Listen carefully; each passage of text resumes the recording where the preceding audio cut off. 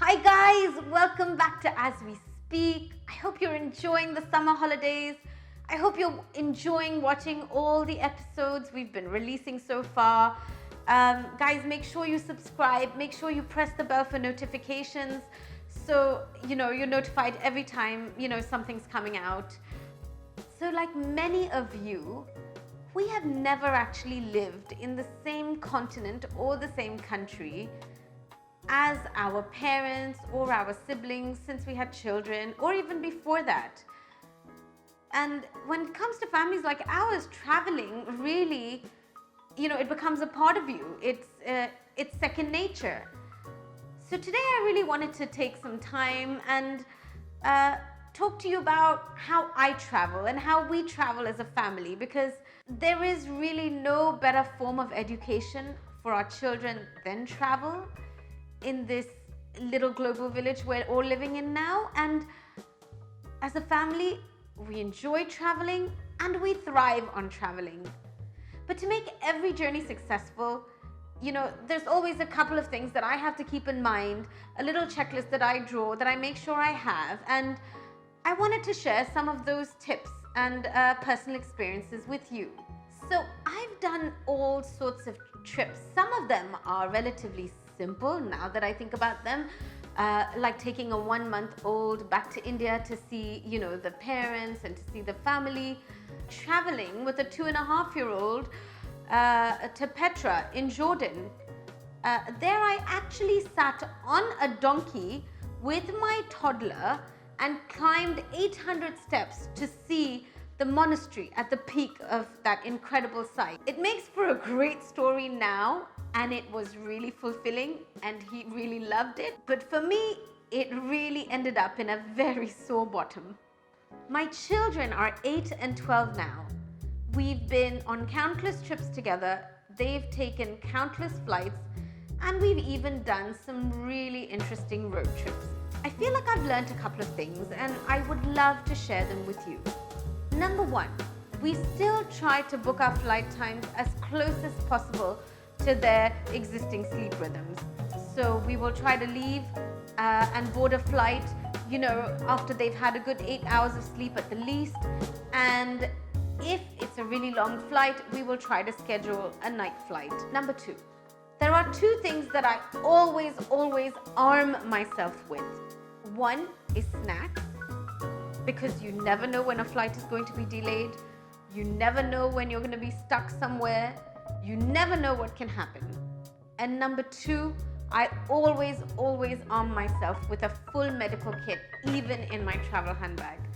It is extra room, but it is needed extra room because you never know what happens. If we're taking a road trip, I even border on going a tad bit unhealthy and carry extra snacks, a little extra junk, some candy and some soda, because some of it really helps with nausea on those sort of really long drives. And, it keeps them happy for what it's worth, and we're not doing this all the time. If you really are going on a long trip, make sure that you've really got yourself prepared, that you guys have, a couple of games that you play on the road, or music or whatever. These are the things that we play when we go on a road trip.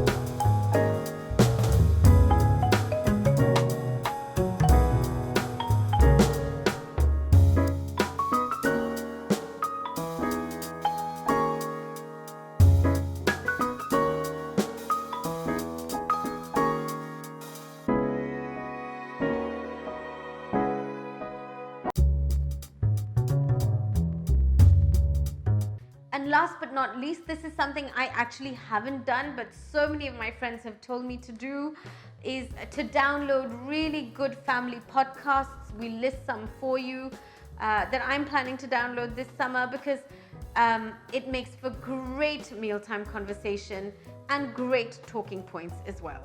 Apart from my trips of going on a road trip, again, when you travel, make sure that each child has his own small handbag that he can carry, so that he has ownership of the stuff that he's put in his little handbag, and he can't hold anyone else responsible for anything that's missing that he might not have. that he might have needed during the trip.